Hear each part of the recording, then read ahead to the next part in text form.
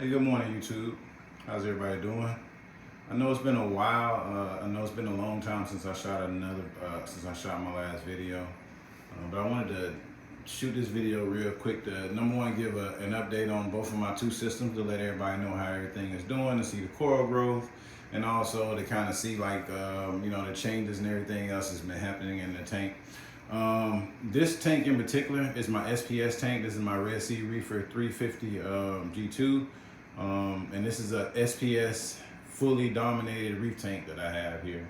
Now, I wanted to make this video for one, again, to give you the updates of both of my systems, but also this is like unedited, this is unscripted, this is just, straight up video, just like how I like shooting my videos. I don't like to script anything, just getting straight to the point.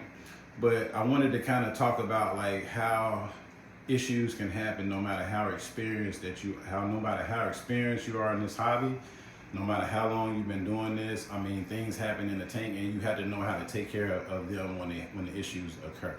So with this particular system, I had a red cyano outbreak, a bad one, actually a pretty nasty one. I wasn't really paying attention to the system like I should have been paying attention to it.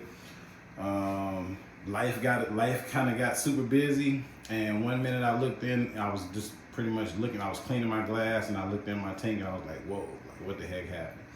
All right, the long story short, I pretty much, if you look up top, I had this on the automatic feeder, which I've had it on the auto feeder for a while. Haven't really changed anything, but I think the accumulation of me having it on the auto feeder, and also from me also dosing aminos every day. And keep in mind, I'm not doing water changes. These systems are seasoned, they're old, over 5 years old. So I don't do water changes anymore, and that's okay. That's what I do. I dose off reef. That's what I do, my trace elements. So I think it's the accumulation of the aminos and all of the food that I was feeding in here, which pretty much made my parameters just go haywire. And that typically triggers red cyano outbreaks for me. This has happened to me before. This isn't something that hasn't that just happened. I've dealt with this in this system many times. So I don't think I've ever recorded me dealing with an outbreak, because it takes time and to really understand like what's going on in there and why the outbreak occurred. But if you kind of look throughout my system, you kind of see down there, the lights are just coming on. This is early in the morning. But if you see that red sludge or brown sludge down there, that's that red cyano that I was telling you about, cyano, algae, bacteria, whatever you want to call it. But see some of it on the rock still right here. You can see that. See some of it down on the floor. Now, this stuff was covered. This stuff was covered in my tank. I mean, the sand and the rock was pretty much covered. All of it was down there. This little bit on here was actually way more than that. And it was actually between some of the coral also. And if you kind of look at my red dragon here, you kind of see how the colors are not as they should be. With the red dragon, the colors are kind of pale and everything. That's because and I didn't even, to be honest with you, I know what was wrong with this system, and I didn't even test the phosphates to even know that the phosphates were through the roof. I didn't even do that because I already knew that the phosphates were through the roof. Let me move this out of the way, because I've dealt with this issue before. This wasn't the first time me dealing with this.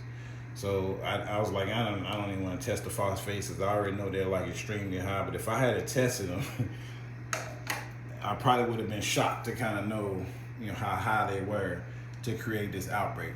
But long story short, you don't do anything. All right, so that's the first thing that you don't do when you have an issue that occurs like this in one of your systems. You don't freak out and start dumping a whole bunch of chemicals in there and just putting a whole bunch of stuff in there, because that only intensifies the situation and makes things worse. As you can see, my coral are fine. Everything is doing okay. I lost a little coral pigmentation color in this red dragon here, but that's okay. But most of the other coral, they're all doing, actually all the coral are doing okay. And this is all SPS tank. I want you to kind of look at the coral And you have to you don't pay attention to the red cyano algae, but I want you to pay attention to the coral when an issue like this occurs in your system. You always pay attention to the coral, and this is to whether, particularly people in the hobby that's just starting out. If you're new to the hobby and you're trying to understand how to keep these systems and how to keep these coral going, I'm giving you a little, I guess, an OG tip right now. Always pay attention to the coral. Don't never pay attention to this craziness that you see down here and be like, oh my God, what's going on? The coral will let you know if they're stressed out and if they're okay. But if you kind of see the polyps on everything is out and everything is looking good. But what I did to pretty much combat the red cyano is I did nothing. And I'm still doing nothing. Actually, I did do something. I turned the auto feeder off, and now I manually feed little bits of pellet food to the few fish that I have in my tank every day. That's all I did. And that's all you need to do also. So again, don't freak out whenever you see stuff like this going on in your system. The main thing, the best way to combat stuff like this is to do nothing at all. It took a long time for this to get like this and to accumulate to actually create this problem in my system. So it's gonna take me a long time of not doing anything at all and to make sure everything is stable for that stuff to die off and just go away. And as you can see, it is going away. I did increase the flow on my pumps a lot. Specifically on the MP40 right there, I turned that thing up. I think I got it turned up to maybe 85-90% right now. So the flow is just ridiculously high in there. And that's to blow that stuff all off on the bottom as it's dying off because it's not gonna have anything to feed on. The phosphates are dropping, they're decreasing. As you can see, everything in the back is just dying off. I don't even have to test the phosphates. I'm gonna probably test them probably later on this week or something as everything continues to die off. But I already know that they're dropping because again, if you do this a long time, you know your systems. You know your tanks, you know your systems, and you pretty much pay attention to every little thing in there. One thing I do want to highlight on a good note though, are the colors on some of these SPS corals I have down here.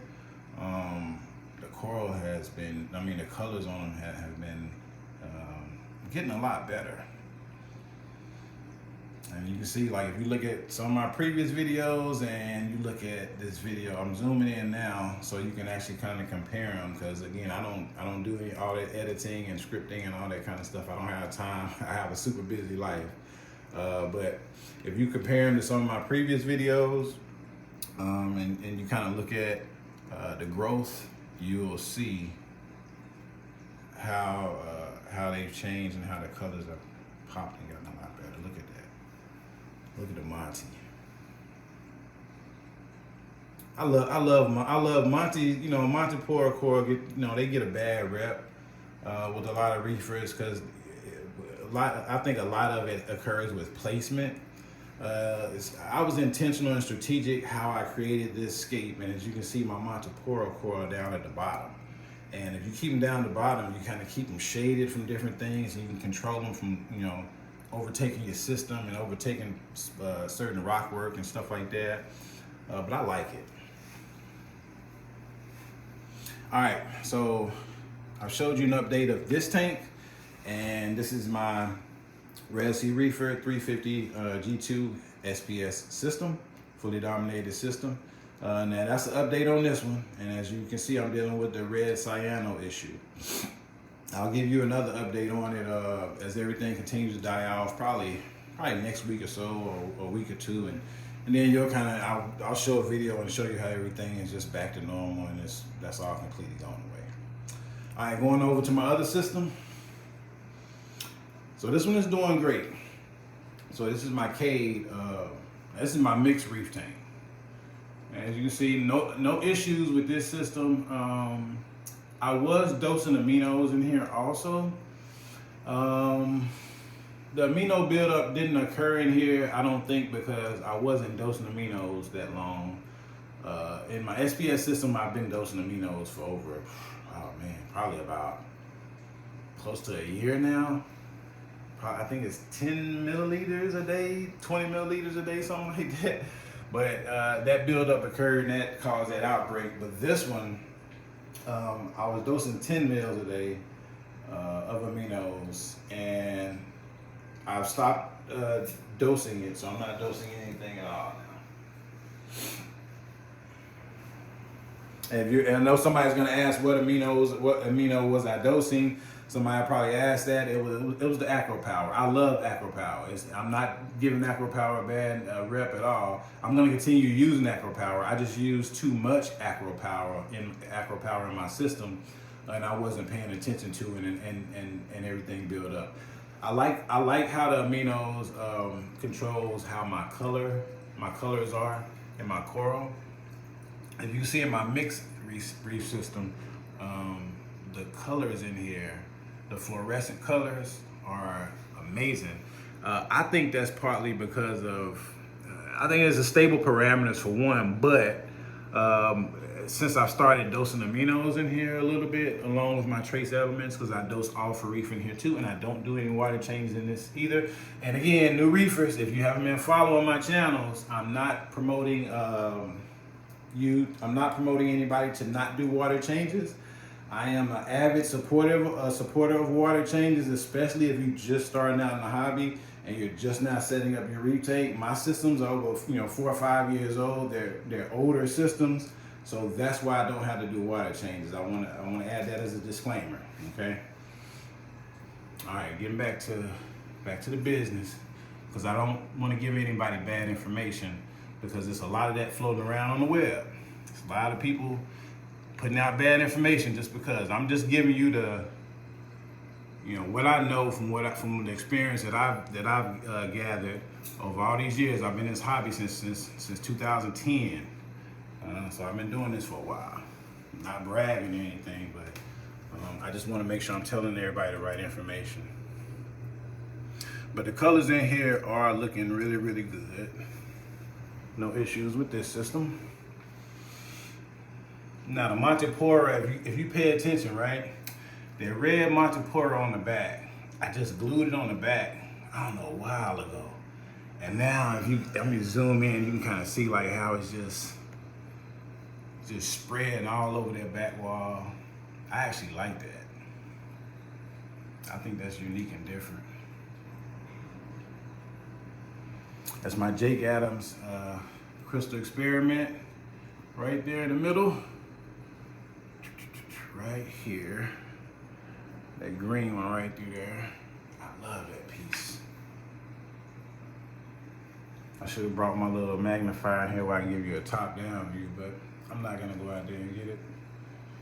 I just want to make this video real quick, just to give everybody an update. I know we've been going 13 minutes now.